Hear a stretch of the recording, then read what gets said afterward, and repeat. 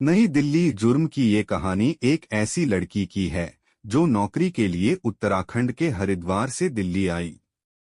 एक private company में नौकरी मिली और साथ में काम करने वाले लड़के से प्यार हो गया। शादी हुई तो पति के साथ वो माया नगरी मुंबई में शिफ्ट हो गई। मॉडलिंग के साथ थोड़ा स्ट्रगल किया और कुछ वक्त बाद उसे एक सीरियल में काम भी मिल गया।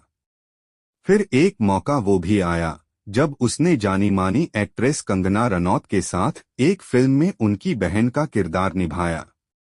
सब कुछ ठीक चल रहा था, लेकिन इसी बीच पता चला कि उसका पति उसे धोखा दे रहा है। जिंदगी ने करवट बदली और वो पति से अलग होकर अकेली रहने लगी। धीरे धीरे उसे ड्रग्स की लत लगी और एक दिन उसकी लाश उसी के फ्लैट में सड़ी हुई हालत में मिली। उसके सिर में पीतल का मुक्का मारकर 4 दिन पहले कत्ल किया गया था। कातिलों ने रूम का एसी ऑन छोड़ दिया ताकि लाश की बदबू बाहर ना जाए। इस लड़की का नाम था कृतिका चौधरी, जिसे स्टार प्लस के एक सीरियल परिचय में पहली बार टीवी पर देखा गया। अब सवाल था कि उसका कत्ल किसने किया। वो कौन था जो बिना रोकटोक के उसके फ्लैट में दाखिल हुआ और उंगलियों में पहनने वाले पीतल के मुक्के से वार कर उसकी जान ले ली। और सबसे बड़ा सवाल, एक टीवी एक्ट्रेस को इस बेरहमी के साथ कत्ल क्यों किया गया। तारीख थी 12 जून 2017, वक्त दोपहर के लगभग 3:30 बजे और जगह मुंबई में अंधेरी वेस्ट का फॉर बंगलोज इलाका। इसी इलाके की भैरवनाथ SRA बिल्डिंग से पुलिस कंट्रोल रूम में एक फोन जाता है। बताया जाता है कि 5वीं मंजिल पर बने एक फ्लैट से बहुत तेज दुर्गंध आ रही है। पुलिस की टीम मौके पर पहुंचती है और जब फ्लैट का दरवाजा खोला जाता है तो अंदर खून से लथपथ कृतिका चौधरी की लाश मिलती है। कृतिका की लाश को कंबल से ढका हुआ था और जिस कमरे में वह मिली उसका एसी ऑन था। लाश को देखकर अंदाजा लगाया जा सकता था कि कत्ल की इस वारदात को करीब 3 से 4 दिन पहले अंजाम दिया गया है। पुलिस को लाश के पास खून से सनी एक शर्ट और उंगलियों में पहनने वाला पीतल का एक मुक्का मिलता है। पोस्टमार्टम रिपोर्ट में कृतिका के कान के नीचे सिर पर चोट का गहरा निशान मिलता है। ये सबूत बता रहे थे कि पीतल के मुक्के से उसके सिर पर वार किया गया और इसके बाद खून से सनी शर्ट को वहीं छोड़ दिया गया। अब कातिल की तलाश के लिए पुलिस सबसे पहले बिल्डिंग में लगे CCTV कैमरे की पिछले 1 हफ्ते की फुटेज चेक करती है। छानबीन में 8 जून की एक धुंधली फुटेज मिलती है जिसमें 2 लोग कृतिका के फ्लैट में जाते हुए दिखते हैं।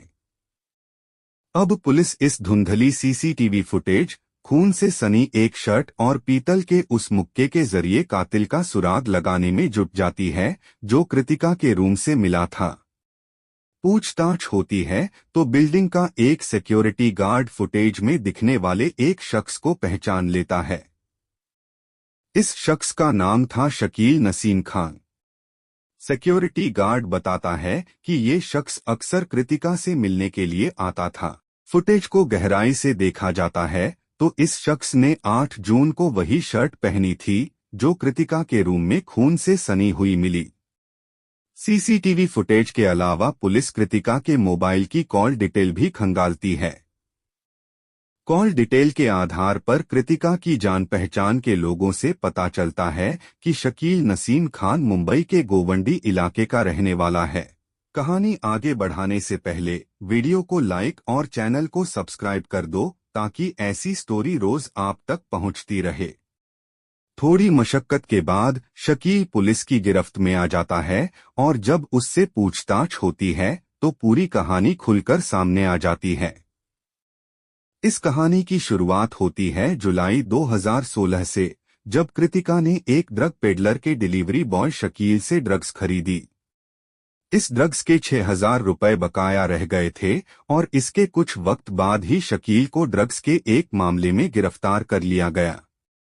नवंबर में उसे जमानत मिली और उस समय देश में नोटबंदी हो चुकी थी।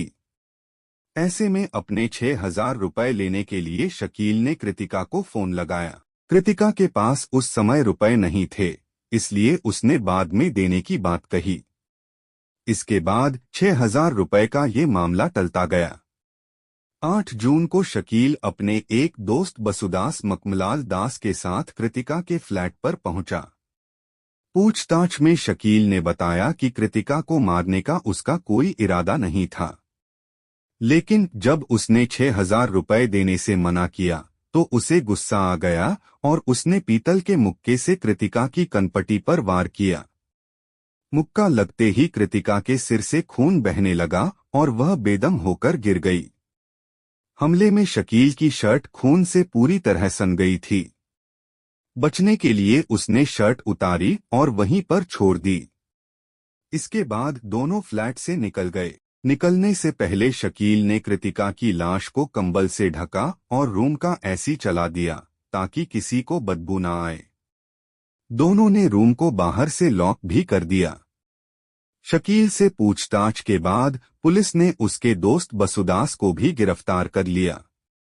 आज के लिए इतना ही। अपना और अपनी फैमिली का ख्याल रखें और सतर्क रहे। जय हिंद, जय भारत।